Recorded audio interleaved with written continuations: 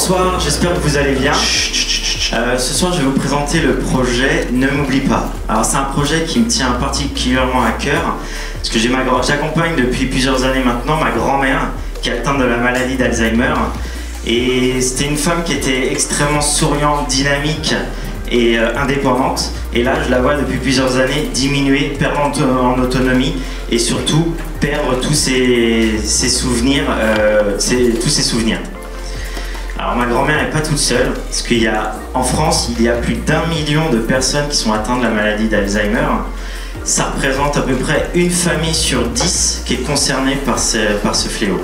Alors pour aider ces malades, ces patients, on va leur mettre à disposition des outils qui sont extrêmement simples, basiques. Donc un tableau blanc avec les rendez-vous par exemple, mais ça peut être aussi un pêle-mêle avec l'ensemble des photos de la famille pour conserver, réactiver cette mémoire. Nous, avec la solution Ne m'oublie pas, on a développé une intelligence artificielle émotionnelle. L'idée, c'est d'utiliser l'IA pour raviver les souvenirs par l'émotion. On va pas juste se contenter d'afficher une image, on va venir raconter une histoire et la générer et la raconter, et surtout de plusieurs façons. C'est-à-dire qu'on va avoir une image, on va avoir aussi du texte, mais aussi de l'audio. L'audio qui peut être généré avec la voix d'un proche, d'un aidant.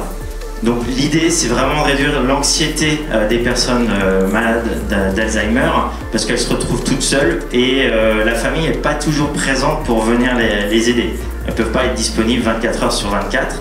Donc notre solution, c'est de prendre le relais, d'être disponible 24 heures sur 24, et notamment là, le patient va pouvoir activer l'application et va ensuite réactiver un certain nombre de souvenirs. Par exemple là, vous avez le mariage de son petit-fils, va pouvoir avoir une description, une image, mais aussi un audio qui va raconter cet événement.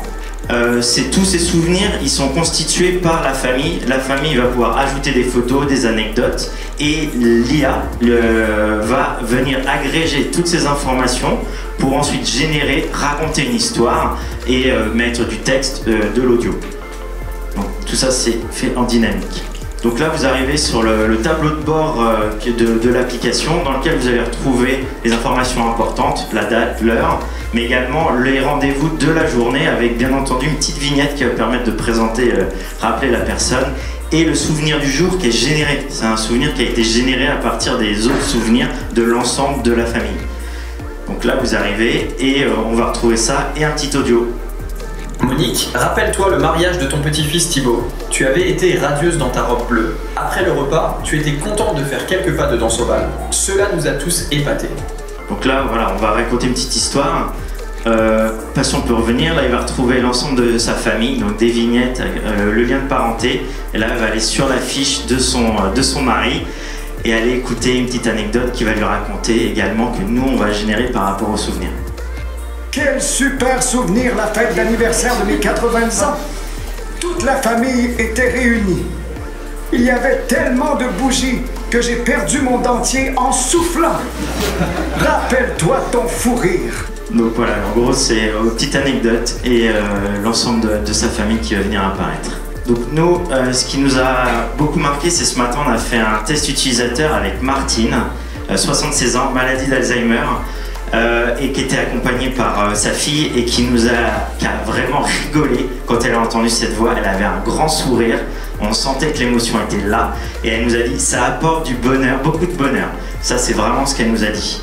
En termes de stack technique, donc nous on a utilisé une base de données, ensuite on utilise Mistral LLM pour tout ce qui est traitement des souvenirs, donc de la famille, et Mistral aussi pour la génération du texte, Eleven Labs pour la voix, puisqu'on va cloner la voix éventuellement, et pour tout ce qui est affichage, le rendu c'est du Vue.js qui a été mis en place.